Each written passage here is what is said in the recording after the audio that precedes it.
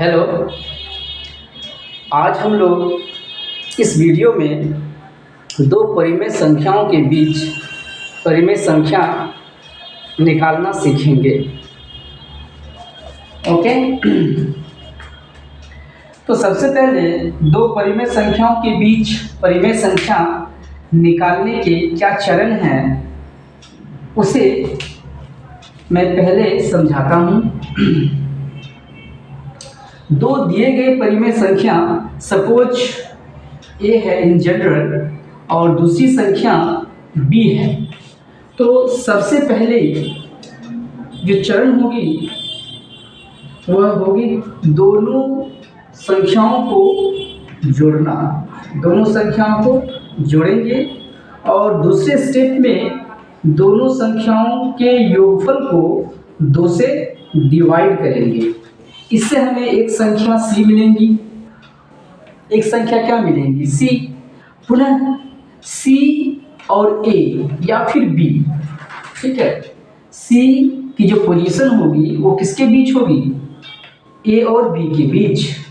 फिर इसी विधि को ए और सी के बीच लागू करेंगे, फिर ए प्लस सी बाई 2 करेंगे, फिर इसकी पोजीशन होगी इसके बीच। तीसरी संख्या अगर निकालनी हो तो फिर c प्लस बी बाई 2 करेंगे। इसी प्रोसेस को रिपीट करते चलेंगे और परिमेय संख्या निकलती चलेंगी।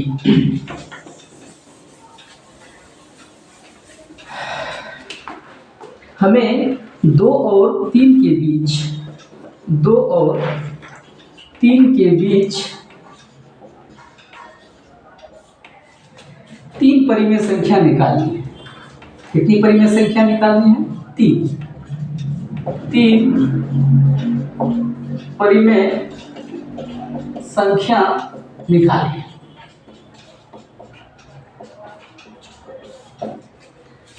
पहली परिमेय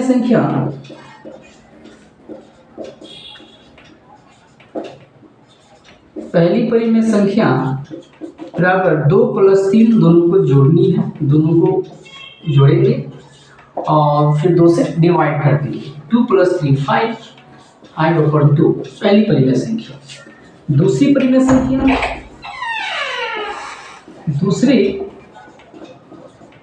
परिमेय संख्या बराबर होगी 2 प्लस 5/2 और फिर इसके योग को 2 से डिवाइड कर देंगे।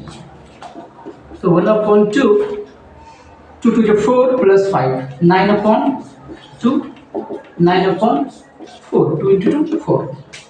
तीसरी परिमेय संख्या होगी तीसरी परिमेय संख्या 1/2 2 plus 9/4 1/2 17/4 which is equal to 17/8। ये जरूरी नहीं है कि 2 और 3 के बीच यही परिमेय संख्या हो, यही परिमेय संख्या हो, यही परिमेय संख्या हो, क्योंकि 2 और 3 के बीच अनंत परिमेय संख्याएं होती हैं। उनमें से ये 2 परिमेय संख्या इन्हीं 2 संख्या के बीच है, ठीक है। इसके अलावा और भी हो सकती हैं। अगर मैं 2 के जगह अगर 3 देता तो दूसरी परिमेय संख्या होती। यहाँ पर अगर मैं यहाँ पर फिर 3 देता तो फिर अलग डिफरेंट परिमेय संख्या होती।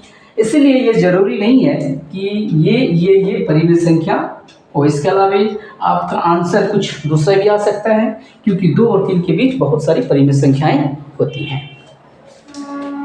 ये तो वैसी परिमेय संख्या है जिसकी हर एक है, लेकिन जिन परिमेय संख्याओं की हर एक नहीं हो उन परिमेय संख्याओं के बीच परिमेय संख्या निकालने की किस प्रकार की विधि होगी उसे भी मैं भी आपको बताता हूँ।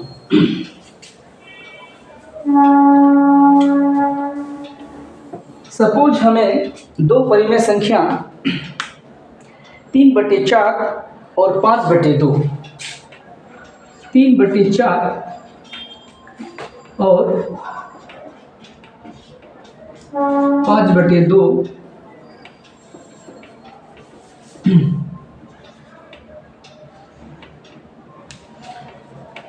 5/2 के बीच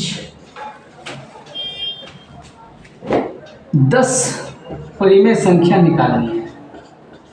10 परिमेय संख्या निकालें। तो अब चूंकि नीचे 1 नहीं है, यहाँ भी 1 नहीं है, तो इस प्रकार कि दो परिमेय संख्या के बीच परिमेय संख्या निकालने के लिए सबसे पहले हमें क्या करनी है?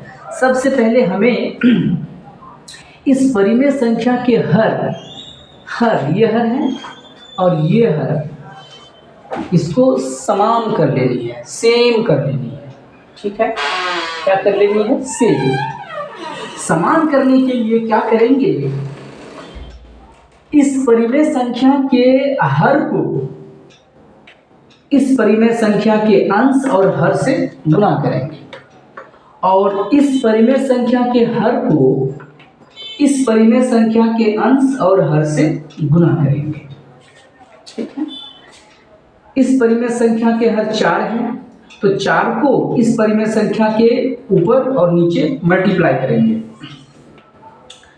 ठीक है, तो पहली जो परिमेय संख्या है 3/4 है सपोज, तो 3/4 को हम लिख सकते हैं 3/4 इंटू 2 ऊपर भी और 2 नीचे भी। इसके अंश से हमने इसके ऊपर नीचे मल्टीप्लाई कर दिया, तो 6/8 और 5/2 को मैं लिख सकता हूँ 5/2 इंटू इस संख्या के हर से मल्टीप्लाई कर दिया 20/8। अब हमें 6/8 और 20/8 के बीच 10 परिमेय संख्या निकालने हैं। क्वेश्चन तो वही है, 3/4 बोलो या 6/8 बोलो, 5/2 बोलो या 20/8 बोलो। तो अब हमें 6/8 और 20/8 के बीच 10 परिमेय संख्या निकालने हैं। तो अब क्या करना है हमें कि जो छोटी परिमेय संख्या है यहाँ से काउंटिंग शुरू करेंगे, तो जो अभिष्ट परिमेय संख्याएं होंगी, रिक्वायर्ड रैशनल नंबर, ओके, अभिष्ट परिमेय संख्या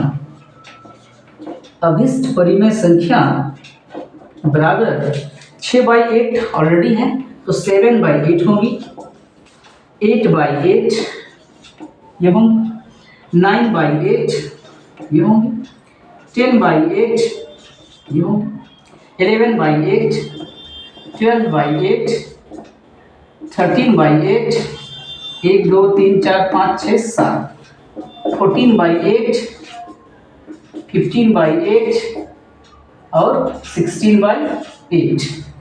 10 परिमेय संख्या हो गई, 1 2 3 4 5 6 7 8 9 10। ये 10 परिमेय संख्या किसके किसके बीच होंगी? 3/4 और 5/2 के बीच होंगी। अगर मैं इन परिमेय संख्याओं को वास्तविक संख्या रेखा पर दिखाऊं तो मैं इसे दिखा सकता हूं।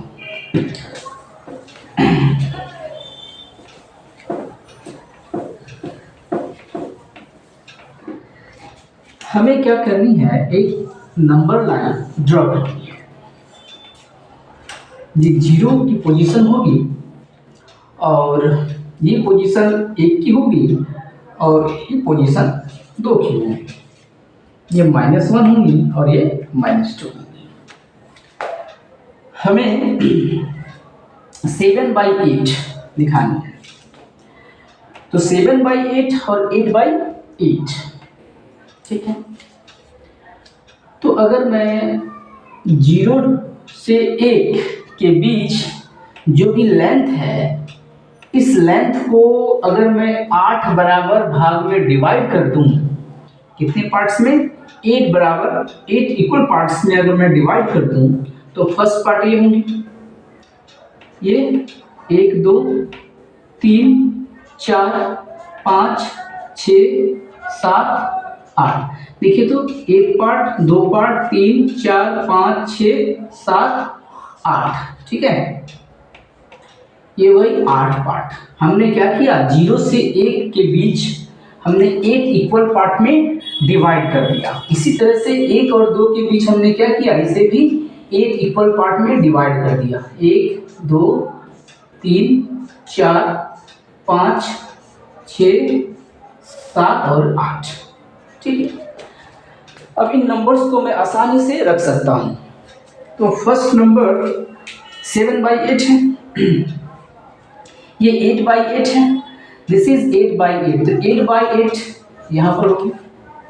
7/8 कहाँ पर होगी, इस पॉइंट पर होगी, और इस पॉइंट पर होगी 9/8, ये पॉइंट 10/8 का है, ये पॉइंट 11/8 का है, ये पॉइंट 12/8 का है, ये पॉइंट 13/8 का है, और ये पॉइंट 14/8 का है, और ये पॉइंट 15/8 का है, और ये पॉइंट 16/8 का है, ठीक है। इसी तरह से हम इस पॉइंट को 17/8 दिखा सकते हैं, इस पॉइंट को 19/8 दिखा सकते हैं, so on and so fourth.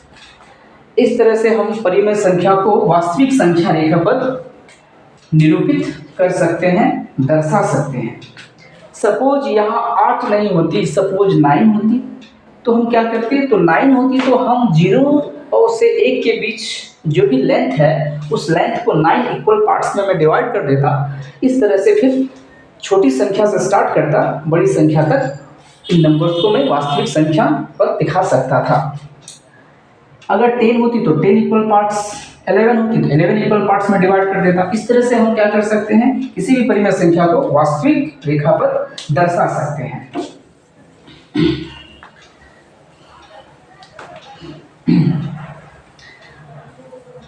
अब हम लोग एक्सरसाइज के क्वेश्चन को सॉल्व करेंगे। अब हम लोग एक्सरसाइज के क्वेश्चंस को सॉल्व करने की कोशिश करेंगे। Exercise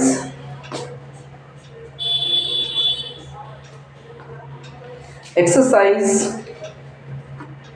1.1, exercise 1.1, first question. पहली क्वेश्चन, फर्स्ट क्वेश्चन क्या है, क्या शून्य एक परिमेय संख्या है? क्या इसे p/q के रूप में लिख सकते हैं? पहला क्वेश्चन में क्या है, ये कह रहा है कि क्या शून्य एक परिमेय संख्या है। हमने बताया था परिमेय संख्या में कि 0 को परिमेय संख्या कहते हैं, इसलिए कहते हैं कि 0 को हम लिख सकते हैं 0/1। यहाँ पर p बराबर 0 है, q बराबर 1 है। यह भी पूर्णांक संख्या है और यह भी पूर्णांक संख्या है, इसलिए 0 को परिमेय संख्या कहते हैं, 0 को परिमेय संख्या कहते हैं, ठीक है। क्यों? क्योंकि इसे हम p/q के फॉर्म में लिख सकते हैं, जहाँ p = 0 एक पूर्णांक संख्या है, q = 1 ये भी एक पूर्णांक संख्या है। Therefore we can write 0 as a rational number। 0 को हम p/q के फॉर्म में लिख सकते हैं, इसलिए 0 एक परिमेय संख्या है।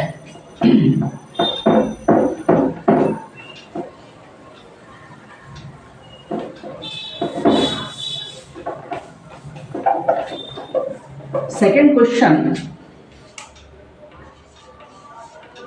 क्वेश्चन है 3 और 4 के बीच 6 परिमेय संख्या ज्ञात करें। 3 और 4 के बीच हमें कितनी परिमेय संख्या ज्ञात करनी है? 6।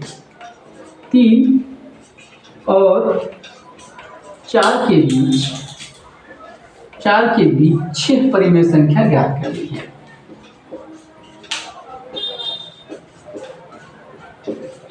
परिमेय संख्या ज्ञात करें। पहली परिमेय संख्या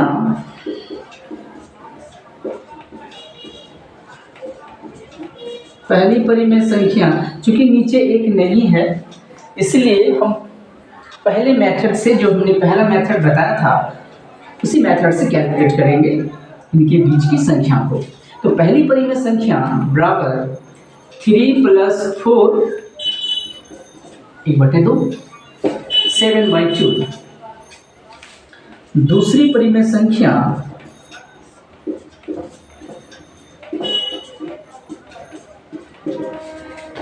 1/2 3 + 7/2। 3 दूनी 6, 6 7 13, 13/2 × 2 4। तीसरी परिमेय संख्या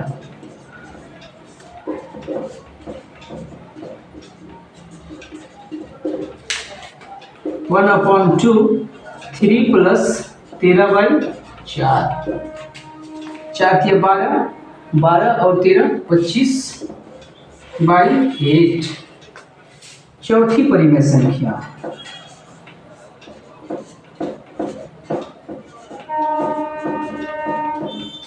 1/2 और 4 + 25/8। 1/2 8 32, 32 और 25 57, 57/8, 57/16। पांचवी परिमेय संख्या 1/2 7/2 और 13/2 के बीच लेंगे। 7/2 + 13/4। एलसीएम 4 14 13, 14 + 13 7 27, 27/8। ये पांचवी परिमेय संख्या होंगी। छठी परिमेय संख्या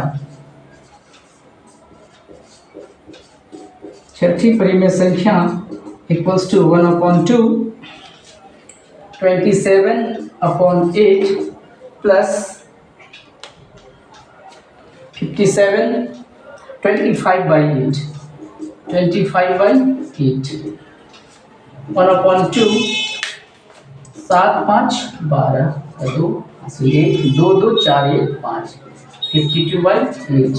ये हो जाएगी 52/16। इस तरह से हमने 6 परिमेय संख्या ज्ञात कर ली है।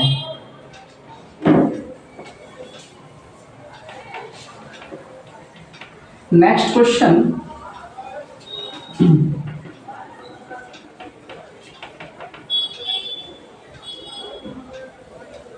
Question number 3। क्वेश्चन नंबर 3 को अच्छे से पढ़ेंगे और समझने की कोशिश करेंगे इस क्वेश्चन में क्या पूछा जा रहा है।